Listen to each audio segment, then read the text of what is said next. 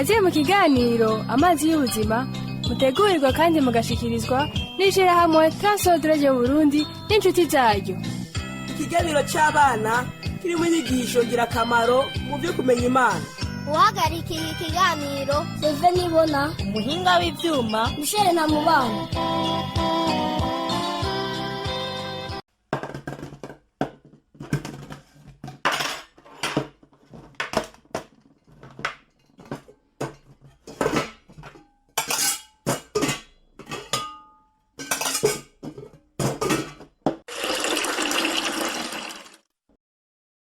Nuko rero bana harageze kunywa icyayi. Turaje nyoko. Mfise ubwoba nyoko. Mbona umengo Karorero atora mitende. Muganga yavuze ko bizofata umwanya kugira ngo akire. Ariko jewe mbona afise intege nke cane. Ngira ni kubera korora. Sinzi ico nokora mugabo. Ahubwo nushime ko ufise abana bagufasha. Ariko kandi baratinya ko azohava bandukiza cane Rureka. Ugomba kuvuga iki? Rureka rero ashikanye imyaka 16. Ntaca agomba gufasha na kimwe. Avuga ko agomba kwibera kumwe n'abagenzi biwe gusa. Ndanezerewe kuba naraje ngashobora kugira ico mfasha. Nayo Karorero tworindira irindi yinga.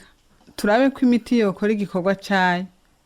Nihashika ico gihe ataratora mitende tuzomusubiza mu bitaro. Yakaraje niko nibaza. Nayo jeho iyo ntakubona simbona ko nari kubigenza. Reka ngende kubikogwa. Niburi ugenda inyoye icyayi Tade. Unyibukije ingene umukenyezi wanje yahora nyitwararika. Aho bona narabuze.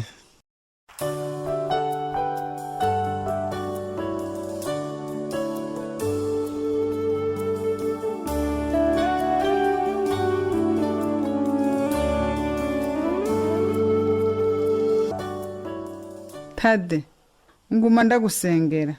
Ntuhagarike umutima n'ivya Karorero. Canke abana nzobaraba. Urakoze kandi nyoko. Turasubira. Bayi namwe bana. Bayi papa.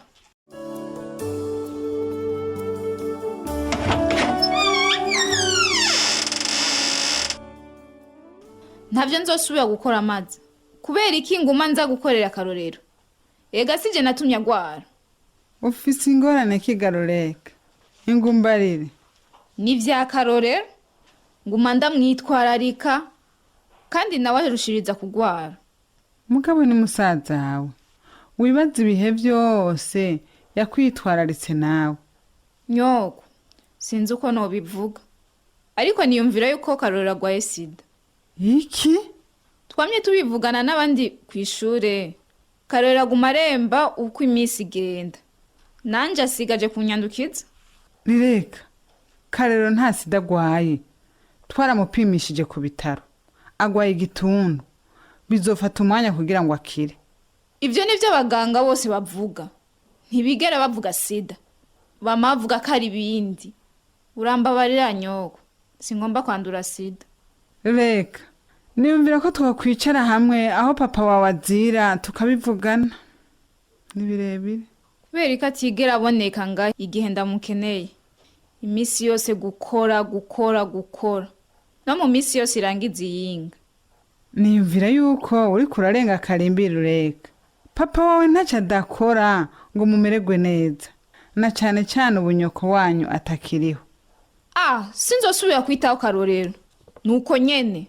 Papa wanje ntazomfata kugakana. Rureka. Jewe nibaza yuko wahagarika izo ngeso. Ubwo bushira soni bwawe sindabwerekwa. Urambabarira nyoko.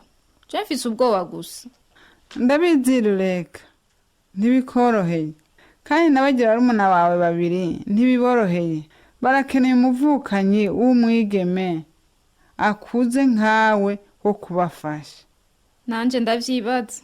Ngo twicarane hano. Ngomba dufatanye gusenga.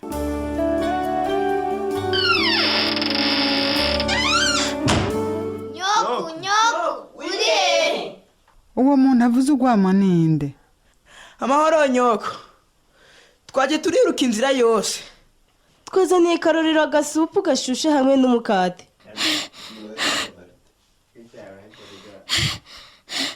twavyutse ijoro kugira ngo tubitegure. kandi na wewe mama yakurungikiye ivyamwa nyoko. Yo burya rero mwabana murandyohera mwama mukora ibintu vyiza. Ego ejo twagorobeje dusoma bibiliya zacu Mwe nande twe na Munyana Marita na Buzoya dusigaye dufata umwanya wo gusangira imirongo yo muri bibiliya tuvuye ku ishuri. yo sinari ndabizi mwatanguye ryari? twatanguye igihe Buzoya yakira umwami Yesu. Buzoya atari wa mukobwa wa Koto? Nujya nyene nyogo. Yakirije mu ikoraniro ryabaye buca ari Pasika. Urakoze Yesu, kandi warakoze Yesu kurongora aba bana. Yoze usomera umurongo. Ni Luka igice cya 6 umurongo wa 37 gushika ku murongo wa 38. Havuga mutange namwe muzohabwa.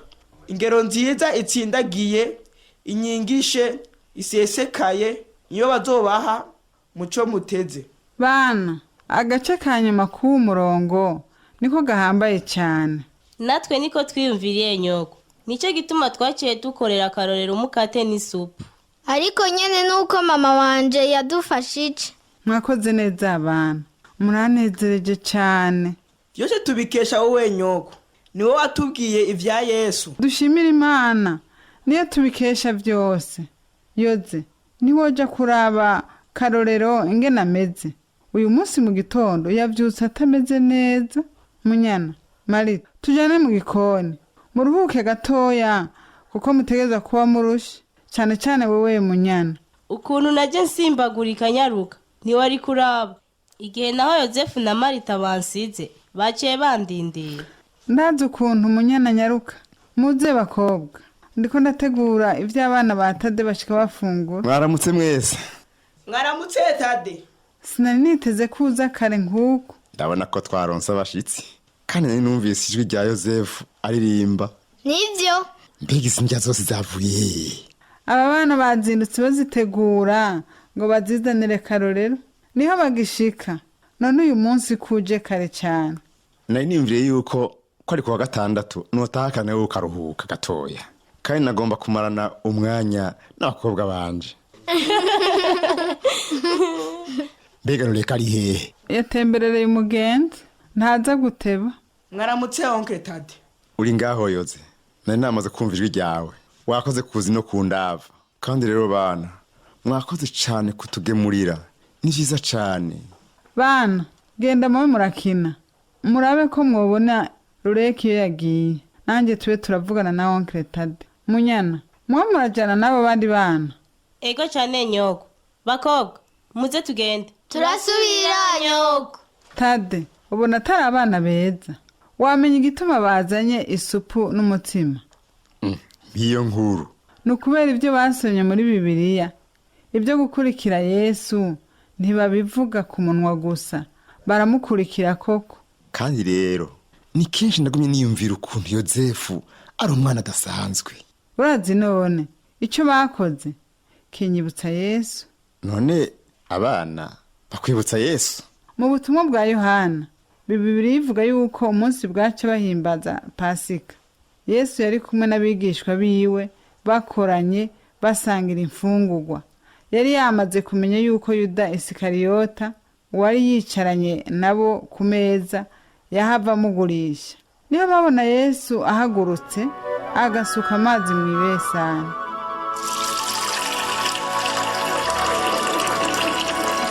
Nimuze ndaboza ibirenge muze mwese ndagomba kubikora uko mfise n'igitambara canje nce ndabahanagura ibirenge mwumuke.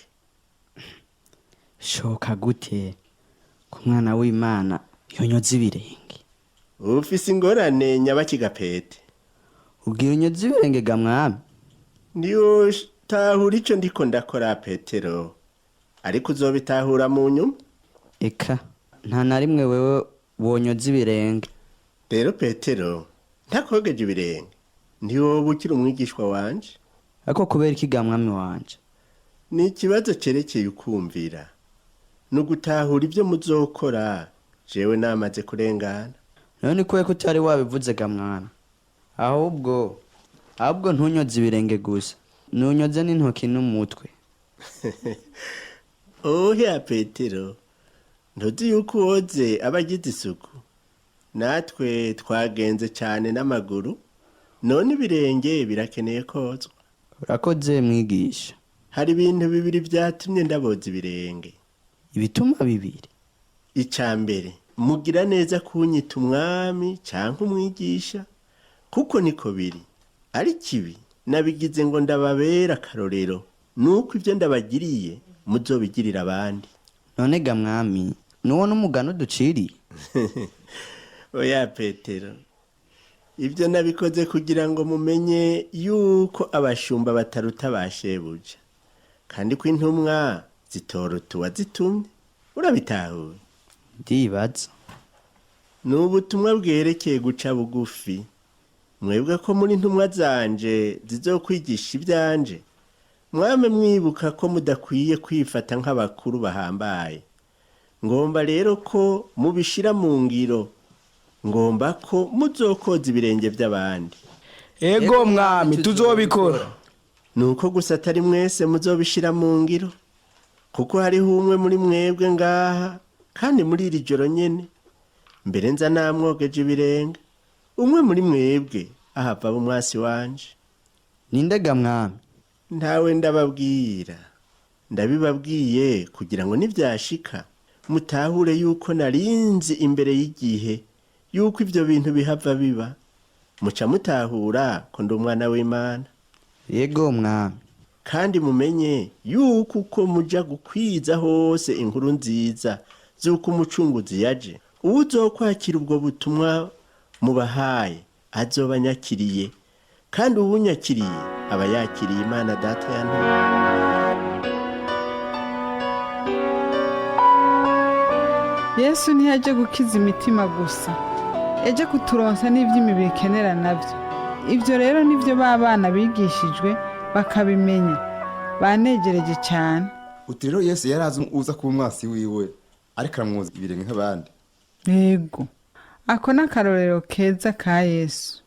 none asanga Yesu agira neza gutyo kubera iki adakiza akarorero? Tubona ukuntu Imana ari Imana y'ibitangaza. none kubera iki tutabona igitangaza cyo gukiza akarorero?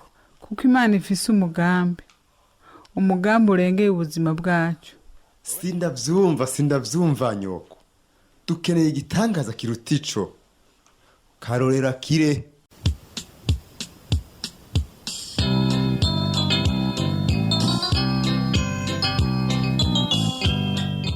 Ico kiganiro amazi y'ubuzima mwagishikirijwe n'ishirahamwe Transworld Radio Burundi n'inshuti zaryo. ababashikirije ico kiganiro naba abana Sengiyumva Emmanuel, Daniel Nibona, Grace Nibona, Dushime Anne Siela, ijwi rya nyokuru Consolate Kabura, umumenyereza w'igikino Samuel Sabimbo. Hari ico bagomba kubaza canke gutunganira twandikire Transworld Radio Burundi agasanduku ka posita 1140 Bujumbura. Itelefone ni 22 24 26 57. Murakoze.